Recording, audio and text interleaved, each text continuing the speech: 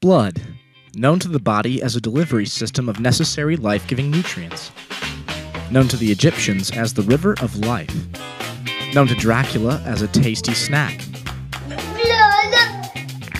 But what does blood mean to you? What's the first thing you think about when you hear the word blood? Teeth. I would have to think of video games and like a lot of gore, maybe a horror movie. Transfusion. I don't like it when it's like coming out of the mouth. Like the first thing I thought of was fetus. Most people associate blood with a negative connotation. Why is this? Why are people so afraid of something that keeps them alive? It would make sense that if your blood's not healthy, then you're not healthy. Wouldn't you want to know if your blood is working at its optimal potential? The CBC, Complete Blood Count, is one of the most common blood tests. It's often done as part of a routine physical checkup. It records information about the type and amount of cells in the body's blood. But what happens after that? Should we rush to a doctor for a recommendation of prescription drugs that may or may not have side effects on our body? Maybe the real question is, why are our cell counts and numbers the way they are? That's where live blood analysis comes in. Kimberly Castaneda is a naturopathic doctor that researches and teaches about the benefits of natural, non-invasive healing techniques and therapies. One of the ways she does this is through a process called blood analysis. Live and dry blood cell analysis is carried out by placing a drop of blood from the patient's fingertip onto a microscope slide. The slide is then viewed at a high magnification with a light field and dark field microscope capable of phase contrast that forwards the image to a television monitor. Both practitioner and patient can then see the blood cells, which appear as dark bodies outlined in white. The practitioner may videotape the procedure for himself and the patient. The results provide a basis for recommending supplementation such as vitamins, minerals, detoxing protocols, herbs, natural remedies, and other natural supplements, as well as diet and healthy lifestyle changes. 20-year-old Michael Sinus considers himself somewhat of a healthy person. I live a pretty healthy lifestyle. I take vitamins. I don't eat fast food a lot. On the healthy scale, like 1 to 10, I'd say I'm about a 6.5. I'm like a little bit above average, but I'm not like too unhealthy. I don't think I'm sickly. So today they're doing a live blood analysis of my blood. I'm more just like intrigued by it, I guess. I'm not really nervous. So I think this is going to be pretty interesting for me. And let's see the legitimacies of it. Blood is the body's natural way of showing the health of the entire human body, including all organs and glands. Looking at the blood is like looking at the entire life of a person.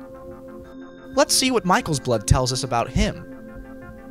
Little bit of toxins there. Right here you have what's called a ghost cell. Toxins being chemicals preserved of bacteria in the back. Those are little undigested fats. You do have a little hint of bacteria, and they're called pteroharps, the little shaded stuff. Are you familiar with leaky gut syndrome? For a 20-year-old, Michael's blood should not look like this. What's called your fifth ring. So when I'm looking at your blood, it's kind of like this picture right here. I'm visually, because I've done it thousands and thousands of times, dissecting this into different rings. And so depending on where I see things will show me where in the body's stressed. And so that is in the fifth ring, and that would be your lymphatic system. Well, are you able to like tell if there's a cancer? Like, I would be able to tell if there was indications of something like that. Have you ever in the past found any? Yes, I have. I see a structure line that's coming down through here. Nothing that you feel? Is it off? I'm seeing from about here all the way up through here, and then I actually am seeing just a little hint, where did I see, of head inflammation too. Do you get any little headaches or anything? No? Have you recently had any dental work or anything? Yeah. Oh, yeah, that would show it all then. When they work on... Okay, how long ago? Within the last couple weeks? Yeah, like a couple of days ago. Okay, alright, that's probably from that then. Were they pulling, like wrenching on your jaw? Yeah. Yeah, okay, so it's probably just from that then, left over. So what are the best ways to get more oxygen into my blood? Well, we need to get the chloroxygen in if you're not going to exercise a lot. Okay. You'd have to exercise quite a bit for that. We're going to have to heal things in the body in order to be able to get off of the inhaler and start to heal the lungs so that they work correctly. You have to get all that fungus out of the lung tissue. Fungal activity goes to moisture places in the body. We found out Michael's prescribed inhaler was his biggest issue and could be the underlying problem. It's cool that, like, the one problem that I do have, she was able to figure out, like, that asthma is, like, probably my only physical problem that I have, so. So why isn't this method a common practice among conventional doctors? It's because most conventional doctors are taught that there isn't validity in live blood analysis. Add in the idea of competing with pharmaceutical companies, which is something the AMA, American Medical Association, does not welcome. I think that it's mainly just because people don't know about it. When I ask people, when I say something to people about their lymph system, that's one of the most important systems in the body. And do you understand what that system is? Most people say, no, I know that if you get cancer that it can go, spread through your lymph. And that's all they know. They don't know that it's the garbage disposal. They don't know how the human body really, really works.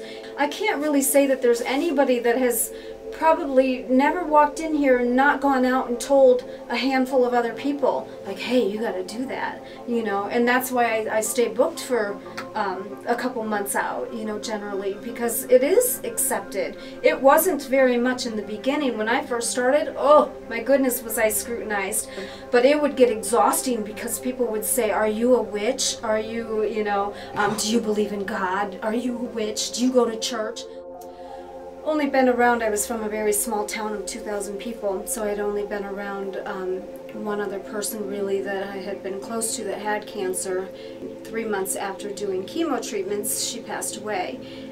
With the experience of just that, I did not want to do their treatment. So I had many, many surgeries over and over with different tumors that I had to have removed. And so my last tumor actually, my last tumor I actually removed myself.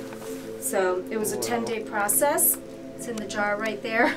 So I have a big scar right here where I took it out. So I had pretty much walked away from conventional medicine because I felt that they were going to kill me. How many times have you seen your blood under a microscope? Do you think your blood would look healthy, or would it look more like Michael's blood? Skeptic or not, there is no doubt that thanks to live blood analysis, people can correct their health issues at the core. So, what's the first thing you think about when you hear the word blood? Love.